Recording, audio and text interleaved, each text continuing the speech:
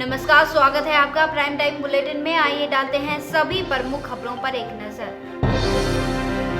रुड़की में पहुंचे कैबिनेट मंत्री मदन कौशिक का बीजेपी कार्यकर्ताओं ने फूल मालाओं से जोरदार स्वागत किया। इस दौरान कैबिनेट मंत्री मदन कौशिक ने कहा कि उत्तराखंड सरकार गन्ना किसानों की समस्याओं को लेकर बेहद ही गंभीर है।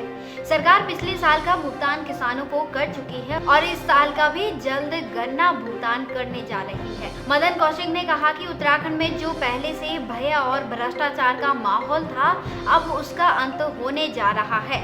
आदरणीय त्रिवेंद्र रावत जिस प्रदेश के मुख्यमंत्री बने और उस सरकार के माध्यम से हम लोगों ने प्रारंभ से ही एक चीज स्पष्ट रूप से कर दी कि ये सरकार भ्रष्टाचार रहित सरकार होगी, ये सरकार एक ईमानदार सरकार होगी।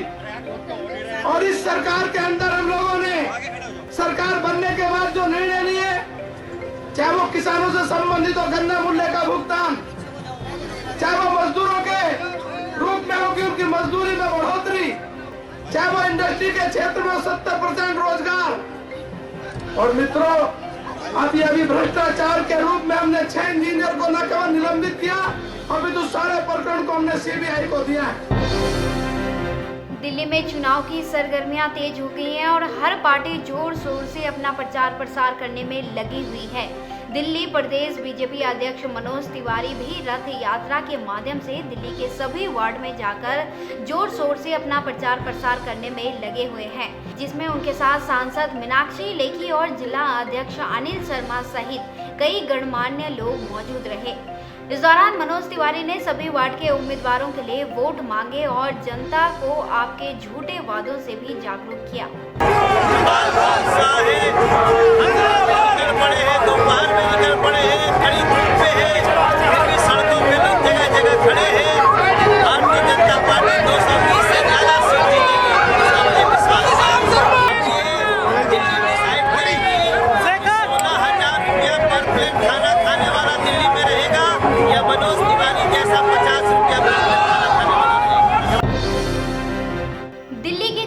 दंगल में तमाम पार्टियों ने अपना जोर लगाना शुरू कर दिया है। एक तरफ मनोज तिवारी विजय रथ निकाल रहे हैं तो वहीं दूसरी तरफ बिहार के मुख्यमंत्री नीतीश कुमार भी अपना प्रचार प्रसार करने में जुट गए हैं। जदयू ने भी साउथ दिल्ली के कई वार्डों से अपना रोड शो निकाला, जिसकी अगुवाई बिहार के मुख्यमंत्री नीतीश कुमार ने की। यह तस्वीर है एमडी रोड के खानपुर की, जहां खानपुर उम्मीदवार परवीन कसाना और गेटर कैलाश से निर्मल पवार, पुष्पक बिहार वार्ड से शीतल महरौलिया के साथ भारी समर्थकों ने नीतीश कुमार का स्वागत किया। इस दौरान नीतीश कुमार ने अपने प्रत्याशी को चुनाव जीतने के लिए शुभकामनाएं दी। बहुत बहुमत से जीतेंगे हम, बहुत सारी सीटें दिल्ली में लेकर के आएंगे।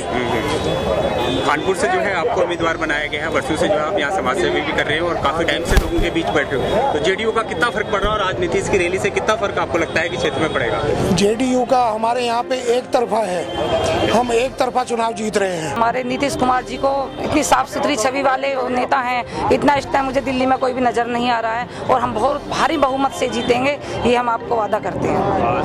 के साथ साथ लोकल लोगों का कितना सपोर्ट मिल रहा है? लोकल लोगों का बहुत ज्यादा सपोर्ट मिल रहा है और बहुत अच्छे उससे हमारी सीट निकल रही, किसी से मुकाबला ही नहीं है, मेरा 1 साइड सीट आ रही है। सर, महिलाओं के लिए जैसे नीतीश कुमार ने वहाँ पे शराब बंद करवा दी है, मैं चाहती हूँ कि हमारी दिल्ली में भी शराब बंद हो जाए। सबसे ज्यादा लेडीज है शराब से परेशान है, आपने एजेंट्स हो गए, ये बंद होता ही तो महिलाओं की सारी समस्या दूर होनी होती है, सब क्राइम खत्म हो जाते हैं। दिल्ली में चुनावी रंग देखने को मिल रहा है। सभी पार्टियों के उम्मीदवारों ने चुनाव के लिए अपनी कमर कस ली है।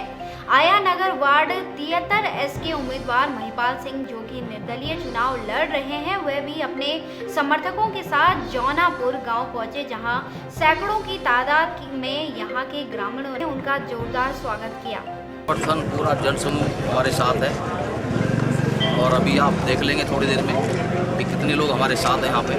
और अभी जौनापुर गांव में हमारी पद यात्रा है, उसमें भी पूरा समर्थन हमें मिला है, पूरा गांव यहाँ पे खड़ा हुआ है जौनापुर।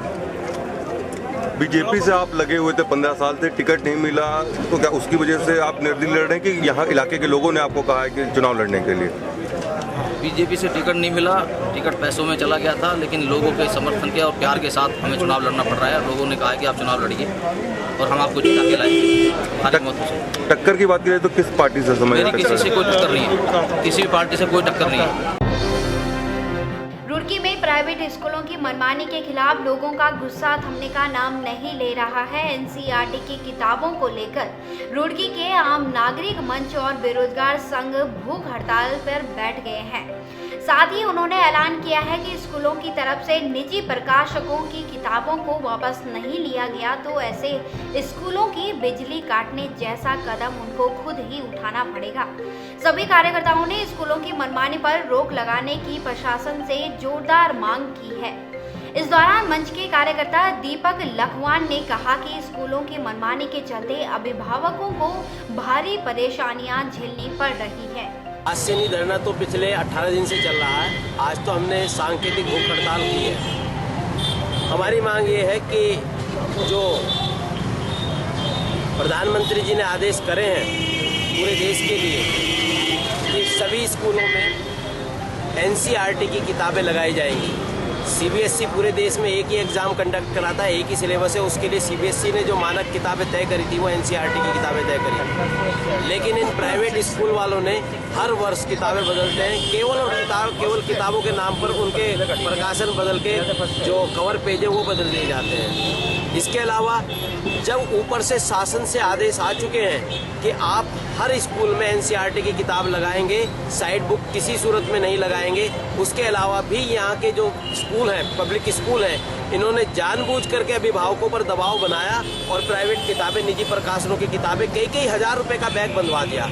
अगर शासन से आदेश आए तो शासन के आदेश की अवहेलना क्यों की जा रही है? ऐसा ना हो कहीं हमें स्कूलों की तालेबंदी करनी पड़ जाए, ऐसा ना हो कि कहीं इन स्कूलों के पुतले फूकने पड़ जाए, ऐसा ना हो कि यहाँ के विधायकों के, यहाँ के मुख्यमंत्री के भी पुतले फूकने पड़ जाए। शिक्षा के सुधार के लिए चल रहा है। जिस तरह से आजकल प्राइवेट स्कूलों का माफियापन है, एनसीईआरटी की किताबें नहीं लगा रहा और सेंट्रल गवर्नमेंट के जितने भी नियम आए हैं, कानून आए हैं, जियो आए हैं, उनको नहीं मान रहा।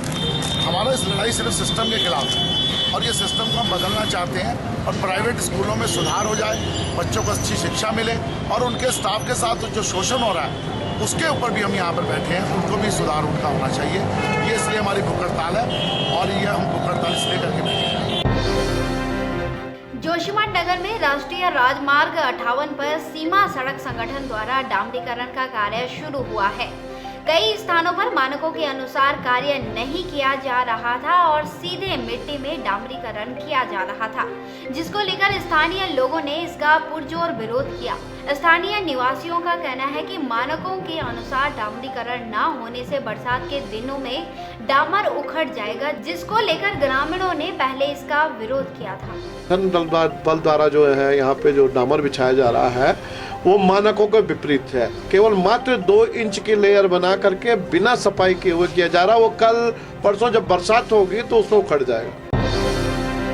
बहादुराबाद थाना क्षेत्र में पथरी पुल पर कल रात एक बाइक अनियंत्रित होकर गंग नहर में गिर गई। तब से बाइक सवार भी लापता है। सूचना मिलने पर मौके पर पहुंची पुलिस ने जल पुलिस की मदद से सर्च ऑपरेशन शुरू कर दिया। बड़ी मशक्कत के बाद पुलिस को बाइक का नंबर मिला, जिससे कि बाइक सवार की शिनाख्त 35 वर्षीय कल्लू पुत्र नागुआ निवासी राजपुर रोड के रूप में हुई है। बताया जा रहा है कि कल्लू हरिद्वार में मजदूरी का काम करता था। रुड़की के रुहाल की दयालपुर गांव में घर में बंधी भेड़ों पर गुलदार ने हमला बोल दिया, जिसमें 7 भेड़ और बकरियों की मौके पर ही मौत हो गई। इस घटना से पूरे गांव में दहशत का माहौल है। पीड़ित बाबूराम ने इसकी सूचना तुरंत ही वन विभाग को दी, लेकिन कोई भी विभागीय अधिकारी गांव में नहीं पहुंचा। गुलदार की सूचना मिलते ही पीड़ित के घर ग्रामीणों की भारी भीड़ जमा हो गई। वहीं इस घटना से पीड़ित परिवार बेहद ही सदमे में है। कल रात को 2-2:30 बजे के आसपास कोई जंगल में से जानवर आया और ये जो बाबूराम जी हैं तो इनकी 15-20 जो भेड़ हैं वो मार के चला गया और बिल्कुल ख़त्म कर दी और 1.5-2 लाख रुपए के आसपास का नुकसान। इस बुलेटिन में फिलहाल इतना ही। तब तक देखते रहिए देवभूमि न्यूज़।